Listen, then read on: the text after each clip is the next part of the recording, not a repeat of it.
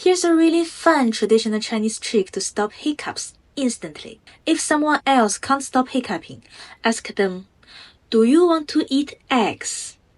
Then they should answer, "No, I don't want to eat eggs." The hiccups usually stop right away. If it's you who's hiccuping, just ask yourself the same question and answer it, "No, I don't want to eat eggs." Most of the time, right after saying, "I don't want to eat eggs," the hiccups just disappear. Interesting, right? Well, it works in Chinese, so I'm not sure if it works in English. But if you're curious, you can have a try.